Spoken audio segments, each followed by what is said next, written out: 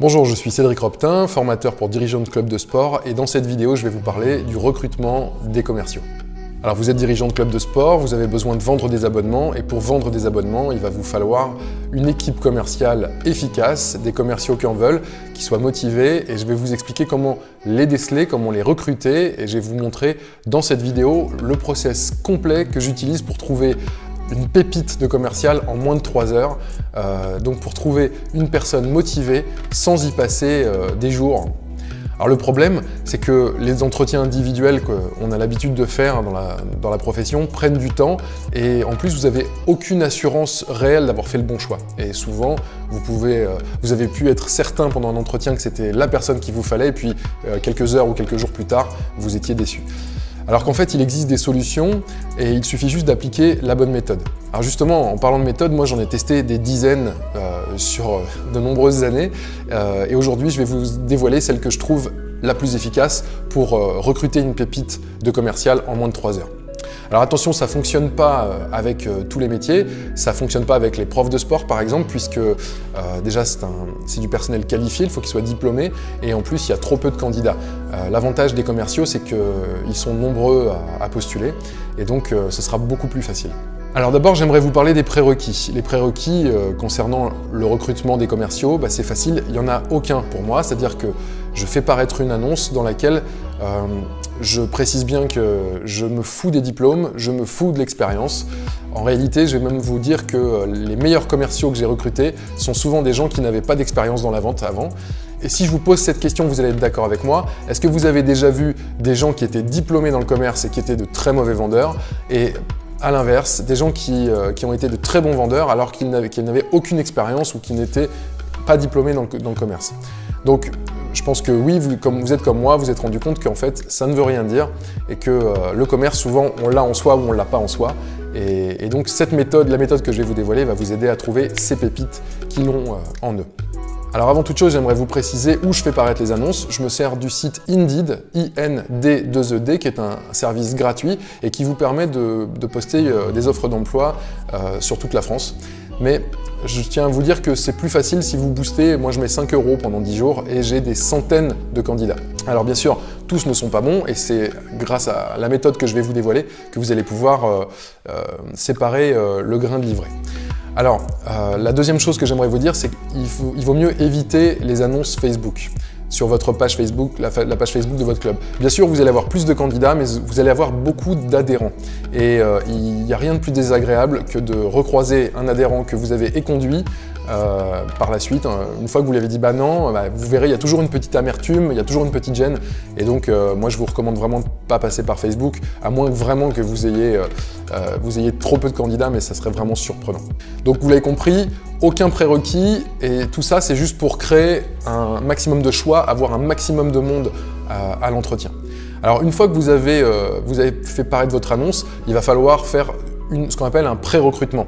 Évidemment, vous allez avoir nous, on a, je sais pas, 150, 180, 200 personnes qui candidatent. Et évidemment, je ne peux pas me permettre de recevoir tout ce monde. Donc, je vais écrémer. Et le but du pré-recrutement, ça va être d'écrémer massivement pour ne garder que les gens les plus motivés. Comment on fait ça? Vous demandez quelque chose qui est embêtant pour les gens qui ne sont pas très motivés. Et vous allez voir que du coup, vous allez en avoir plein, presque 90% qui vont pas répondre.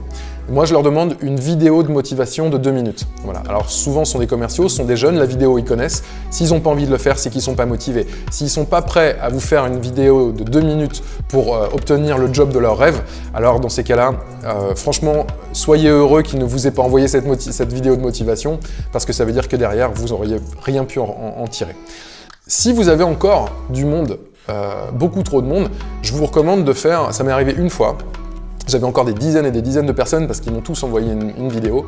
Je leur ai envoyé en fait un email avec 10 questions donc à propos de leurs valeurs, à propos de ce qui les motive dans la vie, de leurs objectifs dans la vie, etc. Donc que des questions ouvertes. Pareil, ça c'est un petit peu chiant pour les gens à remplir. Il y en a qui vont être motivés, qui vont le faire et tous les autres ne vont pas le faire. Donc, et surtout, ça va vous permettre de connaître, d'apprendre à découvrir les candidats avant même qu'ils arrivent. Donc c'est vraiment top.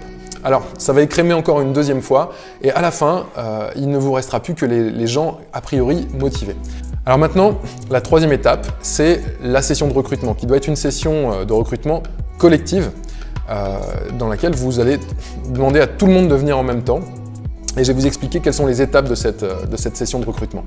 La première, en fait, c'est que vous allez prendre 5 minutes, pas plus, pour expliquer qui vous êtes, donc qui est l'entreprise, ce que vous faites, quelle est votre particularité. Vous allez parler du poste et vous allez parler du salaire. Voilà. Et ensuite, c'est tout, 5 minutes. Ensuite, vous allez faire des questions-réponses et très important, au bout de 5 minutes, quand vous avez fait tout ça, vous demandez aux gens qui veut s'en aller à ce stade. Et vous verrez, vous en aurez toujours un ou deux qui vont dire bah, moi, ils se sont perdus, ils ne sont pas d'accord avec le poste, avec le salaire, ils ne sont pas d'accord avec vous ou avec votre entreprise. Qui se lève, qui s'en aille, tant mieux, c'est super. Alors, à ce stade, moi, je leur fais remplir un test de personnalité, le DISC, que vous devez connaître, qui permet de savoir si la personne est plutôt à tendance dominante, interactive, stable ou cartésienne. Et je ne l'analyse pas pour l'instant, bien sûr. Par contre, je leur demande de le remplir et j'en profite pour leur demander, alors ça leur prend 5 minutes également, donc pour l'instant, vous en êtes à peu près à 10-12 minutes. Et vous leur demandez d'indiquer également s'ils ont un véhicule, la durée du trajet entre leur domicile et entre votre salle et leur disponibilité. Est-ce qu'elle est immédiate ou est-ce qu'ils seront disponibles que dans un mois après un mois de préavis? C'est des informations très importantes et il faut leur demander maintenant. Ensuite, on passe à la deuxième sous-étape. Il va falloir passer à l'épreuve de vente mutuelle. Alors, qu'est-ce que c'est que ça? En fait, c'est simple. Vous les réunissez par binôme, donc par petits groupes de 2 qui ne se connaissent pas. Et vous allez leur demander de prendre 3 minutes chacun pour découvrir l'autre. Donc, ça fait 6 minutes pour le groupe. Jusque-là, on est bien.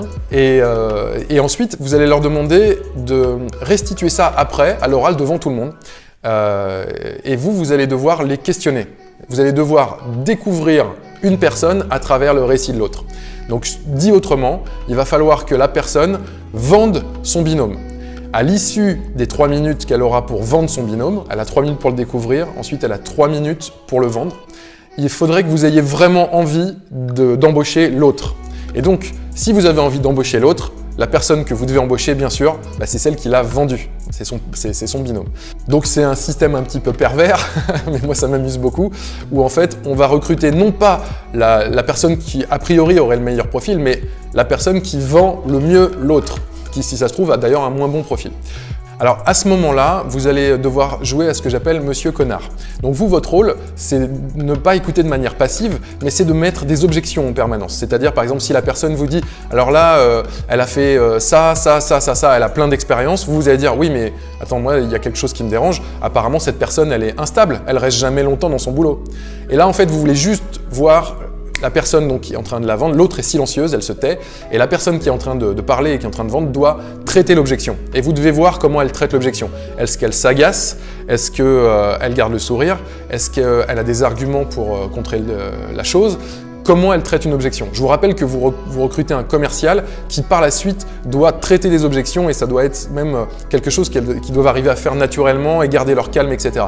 Et plus vous allez jouer à Monsieur Connard, ou à Madame Connasse, si vous êtes une femme, et plus vous allez voir si la personne en phase de stress répond correctement et sait traiter correctement une objection. Bref, je pense que vous avez compris l'intérêt. Donc vous avez compris également que par personne, ça dure 6 minutes cette épreuve, 3 minutes pour découvrir l'autre, 3 minutes pour parler de l'autre. Voilà.